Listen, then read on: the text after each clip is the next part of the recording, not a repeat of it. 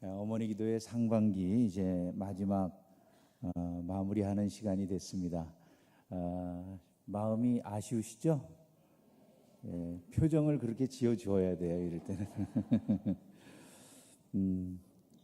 기도를 쉬는 것도 굉장히 부담스러운 일이에요, 그죠? 기도는 쉬면 되는 게 아니고 계속 해야 될 사명인 줄로 믿습니다. 그래서 어머니 기도회가 방학에 들어갔다 해서 기도를 쉬는 일은 있을 수 없는 거죠. 계속해서 어머니들은 기도를 하시고 이 수요일 날 모임은 이제 다음 또 9월에 새롭게 시작이 될 것입니다. 여러분들은 기도를 지금까지 해오셨는데 하나님께서 여러분의 기도를 들으신다는 믿음을 갖고 계십니까? 그 믿음이 우리 안에 있으면 우리가 낙심하지 않을 겁니다. 신앙생활에서 제일 힘든 것 중에 하나가 뭐냐 이렇게 묻는다면 기다리는 일이다 이렇게 말할 수 있어요. 신앙생활에서 정말로 힘든 것이 기다리는 거다. 데이비 에커먼이라고 하는 사람의 책 가운데 이런 제목의 책이 있어요.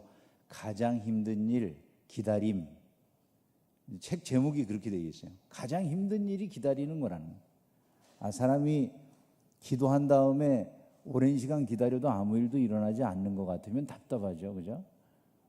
기다리고 있는데 왜 하나님이 이런 상황을 계속 내게 허락하실까? 자녀를 위해서 오랫동안 기도했는데 뭐가 변함이 없다라는 생각이 들 때가 제일 답답하잖아요. 근데 그게 신앙생활에서 제일 어려운 부분이면서 사실은 그거를 해결할 때 비로소 신앙생활이 되는 거예요. 그 사인을 하나님의 입장에서 한번 생각을 해보세요. 나는 기다리느라고 아주 죽겠는데 하나님 입장에서 기다리라고 사인을 주신다, 응답을 늦추신다라고 하는 건 어떤 의미가 있을까요? 우리는 우리 입장에서 하나님 빨리 이거 응답을 안 해주십니까? 이러고 있지만 하나님의 입장에서는 우리에게 그러고 계신 거겠죠. 내가 정한 곳에서 좀 더 머물러야 된다. 그런 말씀일 거예요. 우리가 그 사인을 하나님의 편에서 응답해 주시는 사인을 받아들이고 싶지가 않은 거예요. 그래서 기다림이 제일 힘든 거예요. 하나님의 입장에서 모든 것을 판단하고 생각하려고 하면 어렵지 않아요.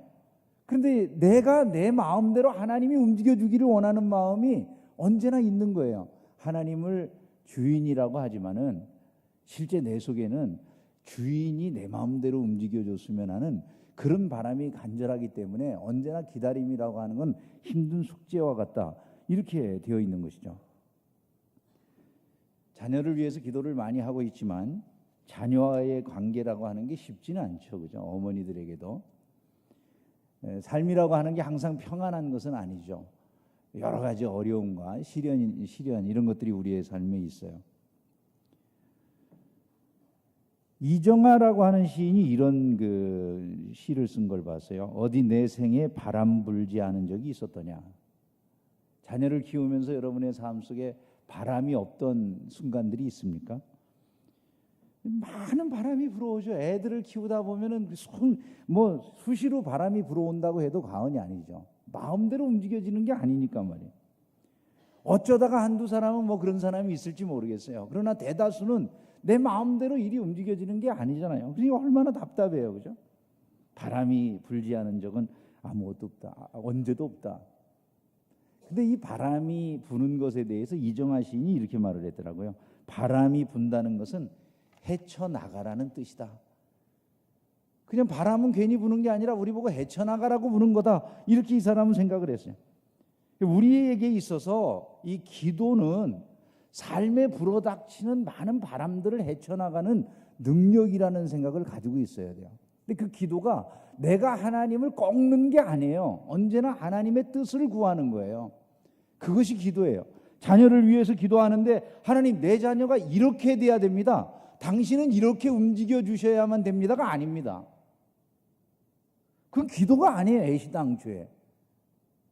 왜냐하면 그거는 내가 하나님을 내 마음대로 부리겠다라고 생각하는 근본적으로는 예를 들어 마술 램프의 마왕 정도로 하나님 생각하는 거죠. 내가 문지를 때마다 지니가 나타나가지고 예전에 무슨 그 노래 있잖아요.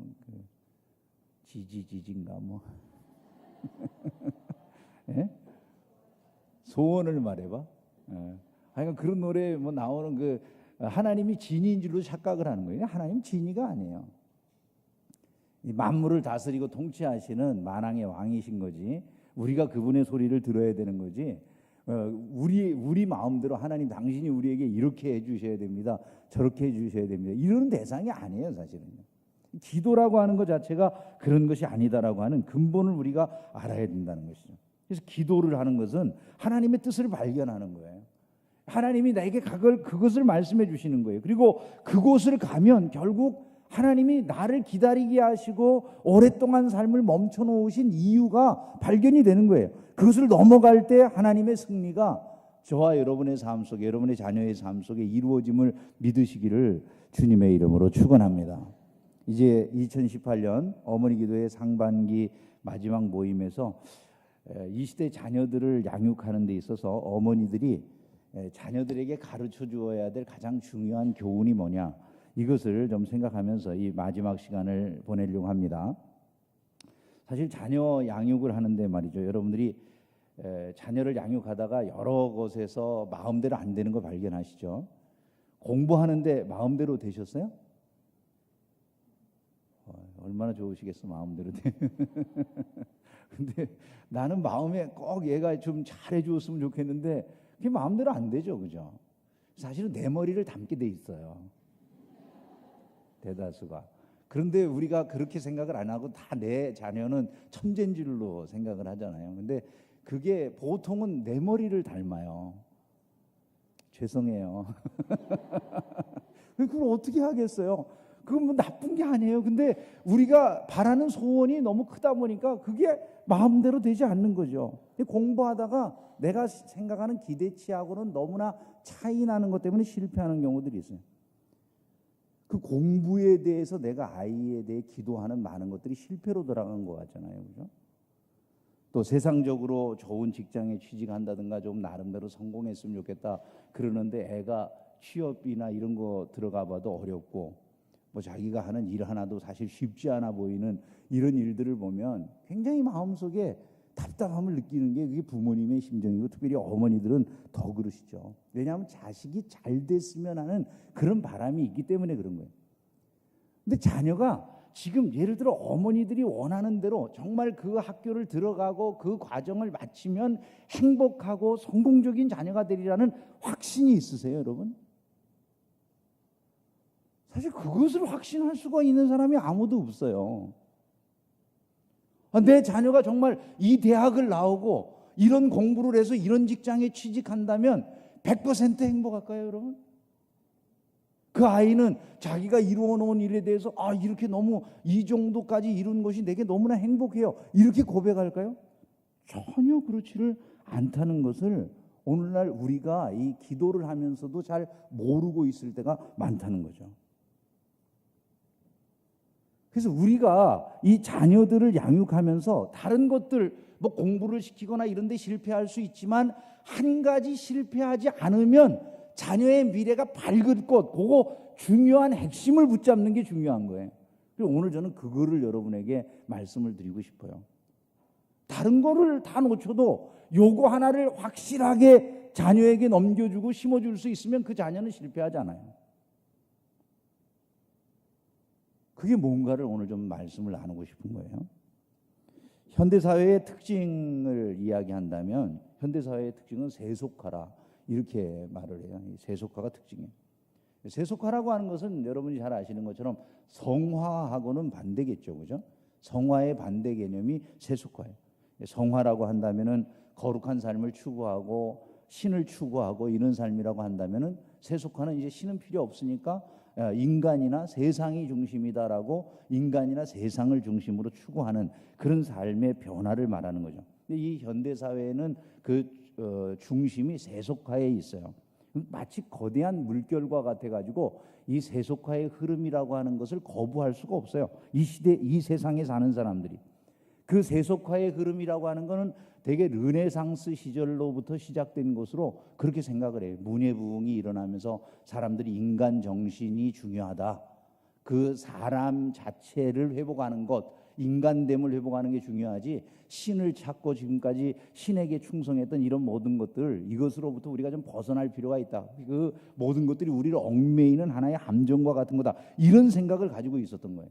그래서 사람들이 이제 르네상스 시절에 들어오면서부터 인간화 그리고 세속화 이런 것들을 이제 추구하기 시작하는 거예요. 이성주의 운동이라든지 이런 것들이 여러분들이 아시는 것처럼 일어나잖아요. 그래서 사람들이 그때 당시에 그 추구하던 게 뭐냐면 그리스 문화로의 회복이에요.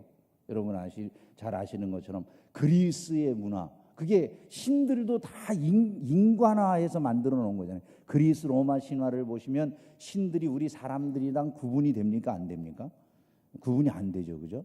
그래서 여러분들이 로마에 가서 보시면 로마의 이 그 성당의 천장을 장식한 많은 그림들이 다 벌거벗은 신들의 그림이잖아요. 대부분이 벌거벗은 사람들을 다 그려놨어요. 왜 이 성당 안에다가 이렇게 불경스럽게 보여지는 이런 벌거벗은 사람들의 모습을 많이 그려놨을까, 이렇게 생각을 할 수 있지만은 그 르네상스 시절에 주로 그려지는 그림들의 특징 자체가 인간성의 회복을 가장 중심에다 놓았고, 그리스 로마 문명 자체가 가장 인간적인 문명으로 생각했기 때문에 그 당시에 화가라든지 이런 사람들이 신의 모습이나 이런 것까지도 전부 인간적으로 표현한 거예요. 그래서 하나님을 이렇게 늙은 그 할아버지 모양으로 그려놓는다든지, 예수님의 모습은 아폴로 신의 그 모습을 갖다가 이렇게 형상화해가지고 그려놨다든지, 이런 것들이 이제 여러분들이 가서 보시는 그런 그림들의 모습이에요. 그리고 신은 사람들에게 거칠 것이 없으니까 벌거벗은 모습으로,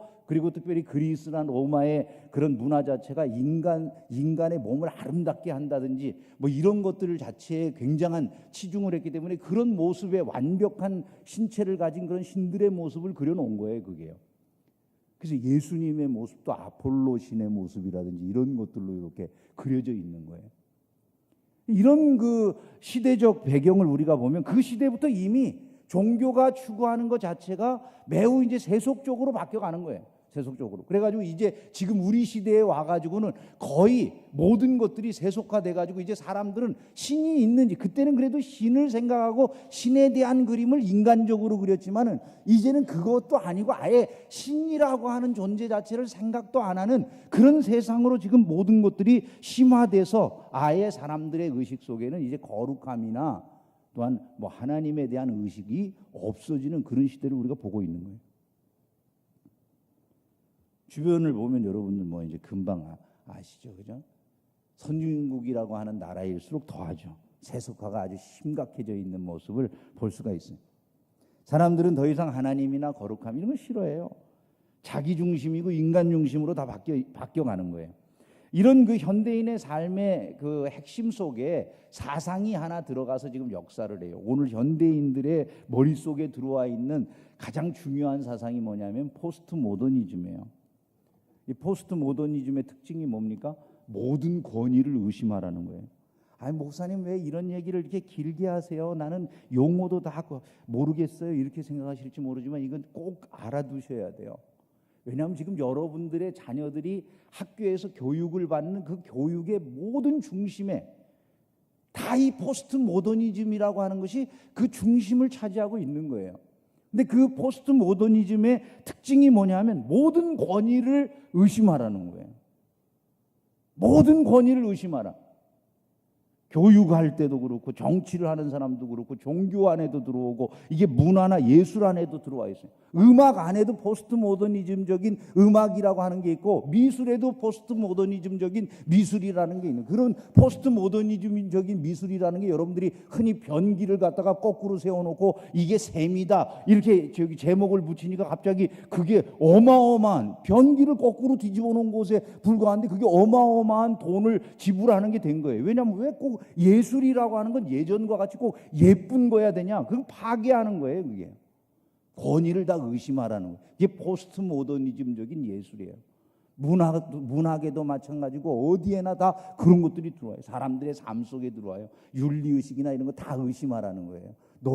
너에게 이렇게 해야 된다라고 하는 모든 가르침들에 대해 다 의심하라. 가정생활도 의심하는 거예요. 부모가 왜 꼭 권위를 가져야 되죠?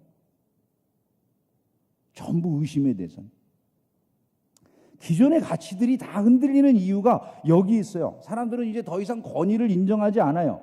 그 사람들이 그럼 추구하는 게 뭘까요, 여러분? 오늘날 학교에서 가르치고 사람들이 이 세상에서 끊임없이 우리에게 주입시키는 텔레비전만 틀면 우리에게 계속해서 교육되어지는 그 교육의 내용이 뭘까요? 그 다른 게 아닙니다. 당신의 욕망치를 최대한으로 마음껏 누릴 수 있는 삶을 살으라는 거예요.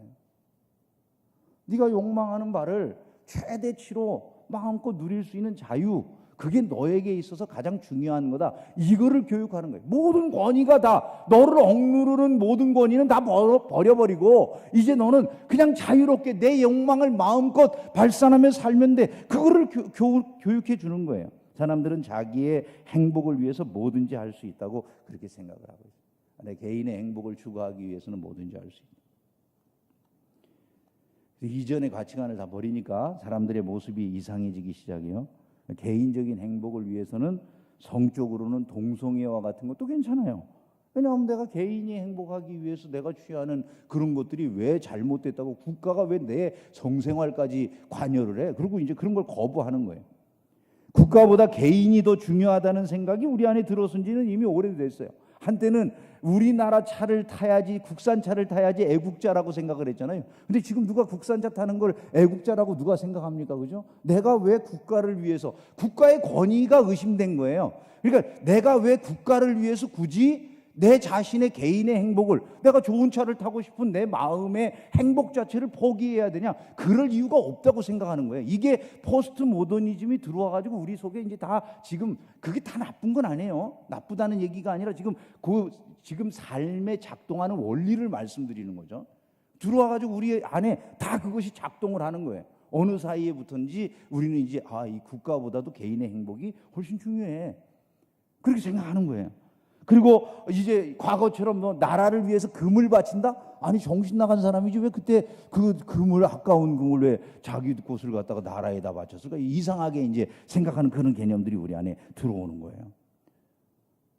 사람들은 자기는 동성애자가 아니라고 할지라도 스스로 추구하는 바가 개인의 자유를 갖다가 크게 누리는 것이니까 다른 사람이 동성애를 하든 안 하든 다른 사람들이 관여할 게 뭐냐, 그 옆에 있는 사람들이 왜 그 사람을 관여해? 라고 생각을 해요. 그래서 이 사회 전반의 분위기가 내가 동성애자가 아닌 분들이 훨씬 많아도 동성애를 하자는 쪽으로 가요. 그냥 허용하자는 쪽으로. 그게 사회의 분위기로 자연스럽게 자리를 잡아요. 이 세상이 전부 다 새로운 행동 방식을 지금 요구받고 있는데 하루아침에 이루어진 것이 아니라 오랜 세월 동안 이게 쌓여온 거예요. 그리고 학교나 이런 데서 여러분들의 자녀들이 이 교육을 받는 거예요. 제3의 성이라든지 그런 걸 다 인정해야 된다고 아이들의 교과서에서 교육을 받아요. 여러분, 사람들이 일터에서 요즘 재벌들이 엄청 당하죠, 그죠? 재벌들이 당하는 이유가 뭐냐면 세상이 바뀐 걸 몰라서 당하는 거예요. 그 재벌들이 지금, 예전에는 일을 주는 사람이 언제나 갑이었어요. 그죠? 일거리를 따가지고 일거리를 누군가에게 주면 그 일을 맡아서 하고 먹고 살게 되는 사람은 그 주인에게 대단히 고마운 마음을 가진 거예요. 근데 지금은 사상의 체계 자체가 다 그렇게 돼 있지는 않아요. 그 왜 주인의 너만 그 권위를 갖고 네가 혼자 행세하려고 그래? 사실 네가 잘 사는 것은 우리가 돈 벌어서 네가 혼자 떵떵거리는 거야. 이렇게 이제 사람들의 개념 속에 의식이 달라진 거예요. 이런 것들이요. 좋은 점도 있죠. 포스트 모더니즘이 들어와가지고 사람들의 의식을 깨게 하는 분명히 다른 점들이 있죠. 어떤 관점을 새롭게 해주는 부분이 있는 거예요. 근데 문제는 이게 윤리나 도덕에 들어올 때 문제가 돼요. 개인의 행복을 위해서 이제 국가도 필요 없고 가정도 필요 없어요. 어떤 학생이 텔레비전에서 이렇게 잠깐 나오는 걸 보고 너무 충격을 받았어요. 제가 그걸 자세히 들여다봤어요. 어머니가 한 분 나와가지고 자기 애 상담을 하는 프로그램이 있더라고. 여러 연예인들이 앉아가지고 그 제목은 뭔지 모르겠는데 여러 연예인들이 앉아가지고 그 어머니를 갖다가 상담을 해주더라고요. 사람들도 뭐 패널들인지 뭔지 하여간 옆에 구경하는 사람들도 앉아 있고 그런데 여자 아이를 그 딸로 둔 어머니가 그 여자 아이가 딸이겠죠 당연히 딸을 둔 어머니가 그 프로그램에서 상담을 하러 나온 거예요. 근데 이 딸이 중학교 2학년짜리인데 집에 안 들어와요. 학교도 안 간다는 거예요. 그 엄마가 가라고 그러면 아침에 저기 느긋하게 중학교 2학년짜리가 화장하느라고 학교를 갔다가 늦어가지고 못 간대요.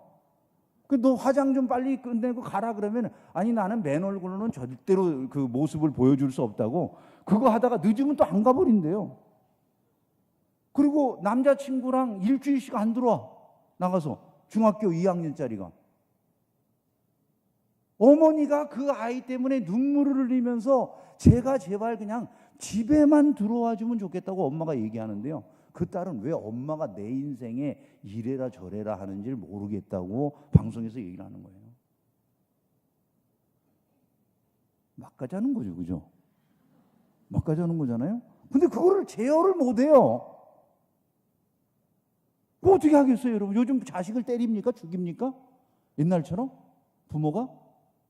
뭐 그렇게 하는 순간부터 어떤 통제 방법도 없는 거예요. 그 아이는 브레이크가 없는 그냥 완전 자유로운 인간이에요.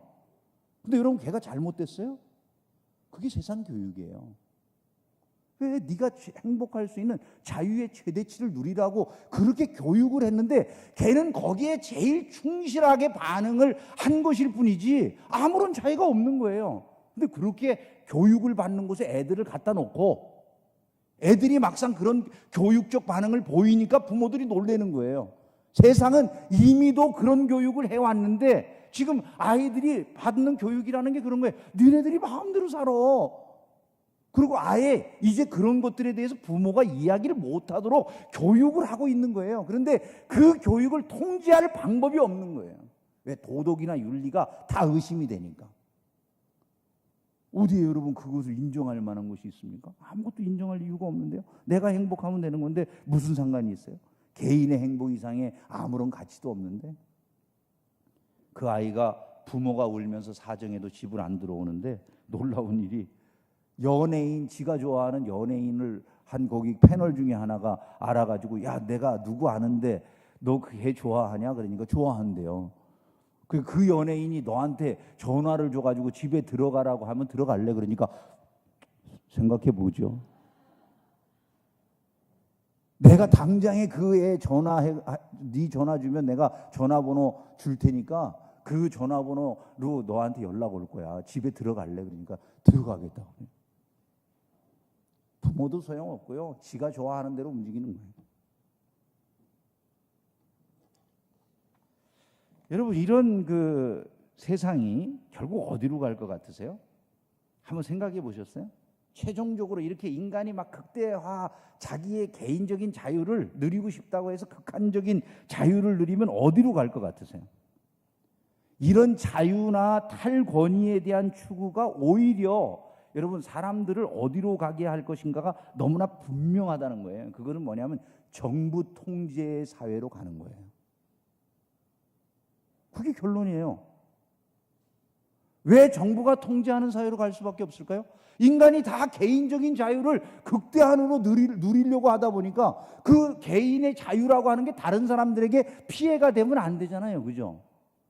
내가 개인적인 자유를 극대화하려고 하는데 이 사람 저 사람에게 여러 그 자유라는 게 얽히고 설킨 그런 관계 속에서 이루어지는 거니까 결국 그렇게 되다 보면 정부가 중앙에서 통제하는 그런 사회가 될 수밖에 없는 구조적인 문제를 갖고 있는 거예요. 사람들은 자유로우려고 했는데 나중에 보니까 종교로부터는 벗어났다고 좋다고 하나님 버리고 다 괜찮다고 그랬는데 가서 보니까 이게 하나님이 아니라 그 다음부터는 인간적인 정부가 통제를 하는 거예요. 근데 여러분 정부가 통제할 때 어떤 문제가 있는지를 보세요. 조시 맥도웰이라고 하는 사람이 똘레랑스의 두 얼굴이라고 하는 책에서 한 말입니다. 우리 시대에 어떤 결정을 하는데 가장 중요한 요인은 그것이 진리냐 아니냐라는 것보다 어떤 집단의 목소리가 큰가, 누가 가장 큰 공포와 격분을 일으키는가 하는 점이다. 잘못된 관용을 가진 지도자는 진리의 범위나 윤리보다 투표로 결정을 내릴 것이며 사실보다는 대중의 감정을 자극하려고 보도하는 언론의 도움을 점점 더 많이 받게 될 것이다. 이렇게 말을 했어요. 결국 정부 통제의 사회로 갈 수밖에 개인의 자유를 극대화하면 도달하는 사회는 정부 통제의 사회인데, 이 정부 통제의 사회라고 하는 그 사회가 결정하는 방식이라고 하는 것은 다른 것이 아니고 이게 진리냐 아니냐의 방식이 아니라 언제나 대중의 지지, 이런 것들로 갈 수밖에 없는 거니까, 그 대중의 지지라고 하는 것 자체를 얻기 위해서는 그냥 많은 사람들이 이걸 좋아하면 된다라는 식으로 간다는 거예요. 그것이 윤리적이냐 진리냐 이런 아무 상관이 없다는 거예요. 문제는 뭐가 문제가 됩니까? 그렇게 집단으로 가다가 어리석은 집단이 한꺼번에 죽는 그런 일을 맞이하게 된다는 거예요. 여러분들은 신앙인들이시고 어머니들이시잖아요, 그죠? 자녀들의 미래가 밝고 창대하고 행복하기를 원해서 우리들이 모여서 기도회를 한단 말이에요. 근데 이런 사회를 이루기를 원한다면, 정말 자녀들이 행복한 그런 사회를 이루기를 원한다면 어머니들 안에 먼저 있어야 될 의식이 있다는 거예요. 그게 뭐냐면 진리나 윤리의식을 빼놓고 다른 것들을 막 내세우는 그런 사회가 되면 진짜 위험한 사회가 온다는 걸 알고서 자녀들을 양육하셔야 된다는 거예요. 그게 빠져버린 사회는요, 건강하게 겉은 그럴듯하게 보이고 뭐 사람들이 행복하고 자유로운 것 같지만 아까 말한 것처럼 아노미 상태가 와요. 혼돈해가지고 내 자식이 그렇게 하는데 통제를 못해. 내 자식이 아니에요. 왼수예요. 딱 보면 그냥 마귀 새끼 같을 거야. 이런 거 얼마나 두려운 일입니까? 그죠? 우리 그런 생각을 못해요. 이 기도는 미국 캔자스시라고 하는 곳의 상원 개회식에서 조 라이트 목사라고 하는 분이 한 기도예요. 하늘의 하나님, 우리는 오늘 하나님의 용서를 원하고 인도하심을 구하기 위해 오늘 이곳에 왔습니다. 우리는 악을 선하다고 말하는 자는 화가 있도다는 주님 말씀을 기억합니다. 그런데 우리가 바로 그대로 합니다. 우리는 영적인 균형을 잃고 가치관이 뒤집어졌습니다. 우리는 절대 진리됨을, 당신의 말씀이 절대 진리됨을 업신여겼습니다. 그러면서 그것을 다원주의라고 부릅니다. 다른 신을 섬기면서 그것을 다문화주의라고 부릅니다. 진리를 왜곡하는 것을 눈감아주면서 다른 라이프 스타일이라고 말을 합니다. 게으름을 보상하면서 복지라고 말을 합니다. 복중의 아기를 죽이면서 부모의 선택이라고 합니다. 자녀를 훈련하고 가르치는데 소홀하면서 자녀의 자존감을 세워주는 것이라고 말합니다. 권력을 남용하며 정치라고 말을 하고 다른 사람의 소유를 탐내면서 야망이라고 하며 경건치 않은 삶을 표현의 자유라고 부르고 오랫동안 존중받은 조상들의 가치들을 업신여기면서 그것을 개화라고 말을 합니다. 하나님, 우리를 살펴보소서. 우리의 마음을 알아주시옵소서. 그리고 죄로부터 우리를 씻으시고 우리를 자유롭게 해주십시오. 이렇게 상원에서 기도를 했어요. 난리가 났겠죠, 그죠? 일부 상원 의원 중에 일부가 그냥 나갔어요. 근데 여러분, 대다수가 이 기도를 좋아했을까요? 대다수가 반대했을까요? 이 기도에 대해서 항의한 사람은 47명밖에 없었어요. 근데 여러분, 이상해요. 그 소수가 세상에는 더 큰 소리를 내고 세상을 끌고 가는 힘을 발휘해요. 오늘날도 마찬가지예요. 실제 동성애라든지 이런 거 하는 분들은 수가 적어도 문제는 세상을 끌어가는 쪽이 그쪽이에요. 여러분들의 자녀들이 어떤 삶을 살기를 원하십니까? 그 위치를 잘 생각을 해보셔야 돼요. 진리가 사라지고 윤리와 도덕이 사라진 사회는 결국 망하는 사회가 되는 거예요. 내 자녀들이 살 수가 없는 희한한 사회가 되는 거예요. 그것을 우리가 생각을 해야 돼요. 그래서 세상을 사는 동안에 이제 여러분들의 자녀들이 어떻게 교육을 받아야 되는가, 제일 핵심적인 교육. 비록 뭐 공부나 이런 데서 내 자녀가 완벽하지 못했어도 이것 가지고 있으면 인생을 넉넉히 이길 만한 힘이 되는, 정말 여러분들이 자녀들에게 전해줘야 될 중요한 교육은 인생의 목적과 의미를 자녀들에게 가르치는 거예요. 삶의 목적이 있다, 의미가 있다, 이걸 가르쳐주는 거예요. 현대 철학자들 중에서는 사람들이 인생에 어떤 목적이나 의미가 있다고 생각하는 그것부터 잘못됐다고 지적을 해요. 이 철학자들이 하는 거예요. 대학에서 가르치는 철학자들이 대학생들에게 가르치는 내용이 이런 것들이에요. 인생의 목적이나 의미 이런 건 없다는 거예요. 왜 그런 게 있다고 생각하냐? 자유가 극대화돼야 되는데 아까 말씀드린 것처럼 포스트 모더니즘 사회 안에서 모든 권위가 다 의심되어지고 개인의 자유와 행복이 제일 중요한데 내 개인의 자유와 행복을 누려나가는 데에 방해가 되는 것이 뭐냐면 인생에 어떤 목적이나 의미가 있다고 가르치는 거라는 거예요. 한번 생각을 해보세요. 내게 인생에 목적이나 의미가 있다고 생각하는 순간 그 목적이나 의미를 위해서 내가 희생을 해야 될 거 아니에요. 내가 묶일 거 아니에요. 그죠?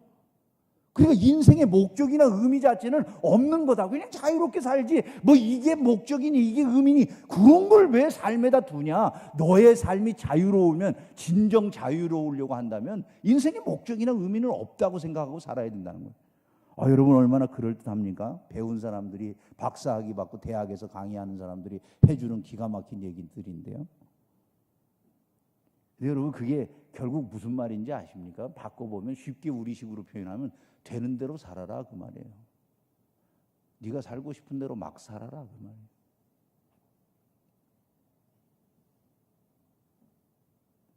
여러분 얼마나 위험한 얘기입니까? 그죠? 정말 행복을 가져다 줄까요? 절대로 행복하지 않습니다. 사람들이 삶의 목적도 의미도 없다고 생각하면 어떤 모습이 될까요? 우리 어머니들이 지금 이 자리에 나와서 자녀들을 위해서 애쓰고 절제하고 많은 걸 절약해가면서 애들의 필요를 공급해주고 뭔가 삶의 목적이 있으니까 내 인생을 거기에 의미를 두기 때문에 그렇게 하시는 거잖아요. 그 의미나 목적이 없다고 생각해 보세요. 여기 나와서 내가 애 때문에 이럴 이유가 뭐가 있어요? 예? 그 애가 뭐 굶어 죽든지 말든지 윤리의식을 가질 필요가 없는데 그냥 막 가자고 한다면 무슨 상관이 있어요? 아니 그리고 여러분들이 희생하는 건 어떤 가치가 있어요? 신도 없고 아무것도 없어요. 여러분은 그냥 이 세상에 존재하는 먼지와 같은 존재에 불과하다고 말을 하면 여러분들이 그 희생하는 게 어떤 의미가 있어요? 그냥 존재하기 위한 거예요? 그냥 마음에서 우러나서 하는 거예요? 왜 절제를 하고 왜 내가 이 세상을 살면서 이렇게 뭔가를 마음속에 원하는 욕구를 마음대로 터뜨리지 못하고 살아야 되죠? 신도 없고 아무것도 없는데 이 세상 끝나면 끝인데 뭔가 하고 싶은 대로 막 살아야 되잖아요. 그죠? 근데 그게 정말 행복한 사회를 이룰 것 같냐? 이거를 우리가 판단해 보지를 않는다는 거예요. 삶에는 분명히 목적과 의미가 있기 때문에 그렇게 살아온 거예요. 그리고 그 어머니들의 삶이 지금 이 자리에 계신 어머니들이나 그렇게 자녀들을 위해서 희생한 아버지들의 삶이 옳은 거지 삶에 아무런 목적도 의미도 없다. 그런 철학자들의 말이 옳은 게 아니라는 거예요. 옳은 게 아니에요. 근데 어찌해서 그런 교육에 우리 자식들을 다 맡겨놓고 가정에서 제대로 된 교육을 안 하느냐 그 말이에요. 결국은 우리 자녀들의 미래를 망치는 일이 될 수 있다라고 하는 것들을 우리가 알아야 된다는 것이죠. 그 목적이나 의미가 있기 때문에 어려움을 견뎌낼 수 있는 거고 세상을 살아갈 만한 희망을 갖게 되는 것이죠. 그런데 여기에서 좀 더 나가가지고 어머니들이 가지고 계신 목적이나 의미가 단지 현세적인 것이다, 현세에만 머무는 것이다라고 하면 그것은 이제 일시적인 행복만을, 일시적인 어떤 삶에 도움이 될 뿐인 것을 우리가 알아야 돼요. 왜냐하면 현세적인 것이라고 하는 게 어느 날에는 다 지나가잖아요. 그 목적이 이루어지거나 아니면 내가 목적에 도달하지 못할 때도 지나가 버려요. 우리가 저희 큰아이가 직장에 취직해가지고 이제 뭐 변호사 일을 보고 있는데 걔가 어느 날 그런 얘기를 해요. 지가 이제 로펌에 취직해가지고 그 매일같이 새벽 2시, 3시에 이제 퇴근을 하는 거예요. 2년 넘게 그 생활을 했어요. 어느 날 저한테 애가 그래요. 아빠, 내가 도대체 왜 공부를 그렇게 해가지고 이 일을 하려고 그랬는지 모르겠어요. 난 지금 내가 왜 사는지도 모르겠어요. 그래요. 애가. 변호사 하는 애가 저한테 그래요. 아빠, 제가 왜 사는지를 모르겠어요. 아침에 눈 뜨면 일터 나가가지고 계속해서 문서 붙들고 앉아가지고 타이핑 치고 눈이 나빠지고 시력이 원래 안 좋아가지고 힘들어했는데 계속 그 나빠지는 눈에도 불구하고 마치 누가 시켜서 억지로 하는 건 아닌데 끊임없이 거기에 매달려 있으니까 아빠 그냥 사람이 진짜 미쳐버릴 것 같아. 내가 왜 이러고 사는지를 모르겠어요. 이러고 얘기를 해요. 여러분 걔를 보면은 아주 좋은 학교만 쭉 잘 다녔어요. 외국어 고등학교 나오고 뭐 연세대학교 법과대학 나오고 연세대 로스쿨 나오고 그리고 변호사 시험 붙고 뭐 대형 한국의 10대 로펌이라고 하는 대형 로펌에 취직하고. 근데 그 아이가 여러분 그걸로 행복하냐? 절대로 행복하지 않아요. 내가 왜 이러고 사는지를 모르겠다고 그러고 있어요. 애가요. 그래서 그 아이에게 정말 필요한 것이 무엇인가라고 하는 걸 고민했어요.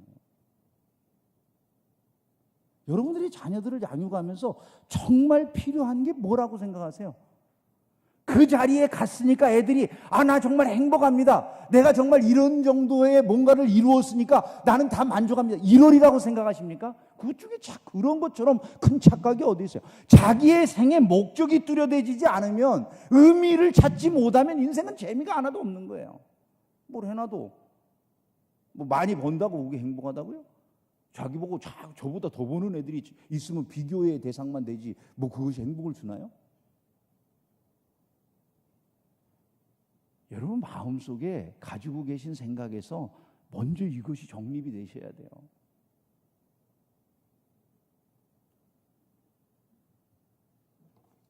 여러분 마음속에 이것을 아십시오. 세상적인 목적과 의미만 가지고 살면 한계가 옵니다.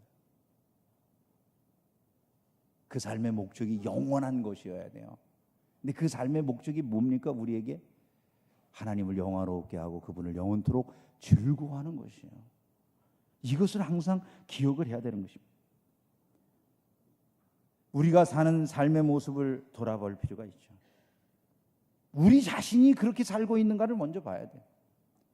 어머니들이 자신의 모습을 돌아보면서 삶의 위치를 바로잡고 자녀들에게 바른 목표와 인생의 의미를 새겨주는 은혜가 있기를 주님의 이름으로 축원합니다. 말씀을 이제 좀 정리하고자 하는데요.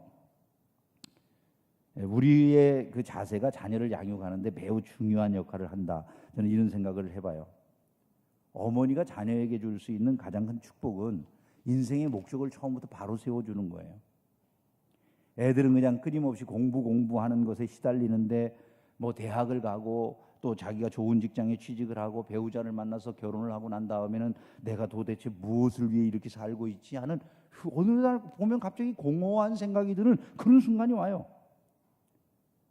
그 순간에 내가 살아가야 될 분명한 이유가 있다라고 말할 수 있어야 돼요. 그것은 영원한 삶의 의미를 발견할 때에만 그게 되는 거예요. 팻분이라고 하는 가수의 딸인 데이비분이라고 하는 그 딸이 있었대요. 우리나라 방탄소년단이 받았으면 하고 국민이 원하는 그래미상을 이 사람은 받은 사람이에요. 어마어마하게 성공한 가수인데 You Light Up My Life라고 하는 그런 노래를 불렀다고 그래요. 근데 이 사람이 그렇게 성공해가지고 잘 나가던 어느 날 마음의 두려움, 소위 인기 있는 연예인들이 앓고 있는 그 공황장애 같은 그런 게 찾아오는 거예요. 어떻게 하면 더 잘할 수 있나 이런 생각에 매달리다 보니까 공황장애라고 하는 게 와가지고 자기가 노래하려고 나가려고 하면은 바브라 스트라이샌드인가 뭐 이런 유명 가수들이 자기 앞에 있을 때 그 사람들이 놀랄 만큼 노래를 잘하려면 어떻게 하지 하는 이런 고민에 빠져가지고는 자기가 두려워서 노래를 못 하겠는 거예요. 데뷔분의 아버지 팻분이나 그 어머니가 아주 신실한 신앙인이었어요. 딸이 그런 고민을 가지고 아버지 어머니에게 이 상담을 했더니 아버지 어머니가 신앙적으로 그걸 지도를 해주는 거예요. 네가 노래를 하는 것은 사람들의 귀를 기쁘게 하기 위해서 노래하는 게 아니야. 결국 네가 하는 모든 노래는 하나님께 영광을 돌리기 위한 것이다라는 사실을 잊으면 안 돼. 그걸 가르쳐 줬어요. 그 생각을 끊임없이 자기 안에 채워 넣는 거예요.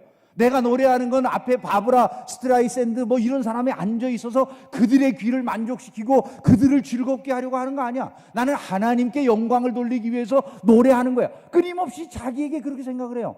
그러다 보니까 어느 날부터인지 사람 앞에 서서 노래하는 게 두렵지가 않더라는 거예요.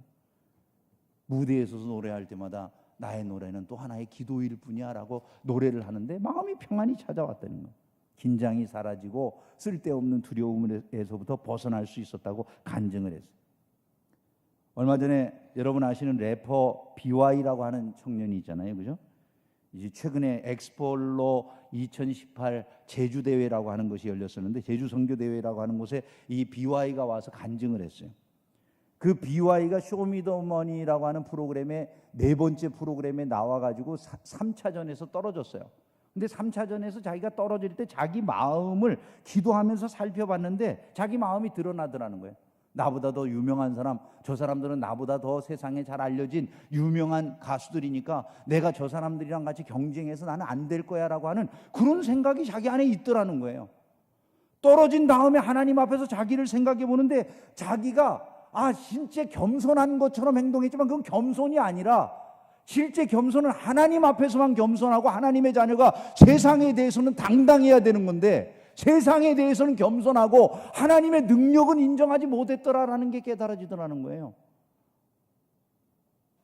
내가 세상 사람은 두려워할 게 없구나. 우리 아버지가 이 온 우주와 만물을 지으신 분인데 그 생각이 마음속에 들어오니까 그 다음번에 나와가지고 결국 아무런 거침없이 사람들을 두려워하지 않고 결국 그 랩을 해가지고 우승을 했다는 거예요.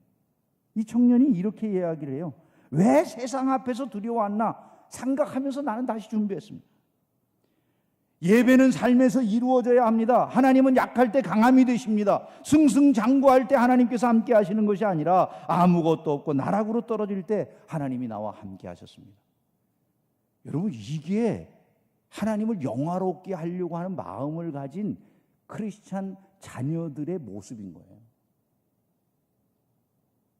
이 청년이 무슨 좋은 학교 나오고 처음부터 유명한 사람 아니잖아요. 이 청년을 그러면 그와 같은 성공의 자리에 도달하게 한 것이 뭐라고 생각되십니까, 여러분? 인생의 목적을 발견하고 그 의미를 깨달은 데 있다, 이렇게 봐야 되는 거잖아요. 저와 여러분의 자녀들이 이와 같기를 진심으로 소원합니다. 삶의 목적과 의미를 알도록 교육하십시오. 이제 여러분들이 또 이 어머니 기도회를 마치고 각자의 집에 돌아가셔서 기도하시고 자녀들을 양육하시고 할 텐데 그 양육의 목표를 세우셔야 돼요. 내가 먼저 내 삶의 목적과 의미를 분명히 하고 내 자녀들에게 정말 중요한 삶의 목적과 의미가 뭔지를 바로 잡아줘야 되겠다. 그러면 내가 지금 걱정하는 것, 내가 지금 염려하는 것, 내가 지금 근심하고 안달복달하는 모든 것들이 진짜 근심해야 될 내용인지 내가 정말 걱정해야 될 내용인지 아닌지가 드러나는 거예요. 하나님의 손에 맡겨도 되는 것들이 있고 지금 내가 기도해야 될 제목들이 있고 그런 것이 구분이 될 수 있어요. 바른 길을 찾아나가는 저와 여러분들이 되기를 주의 이름으로 축원합니다. 우리 같이 찬양하고 함께 기도하겠습니다. 넘지 못할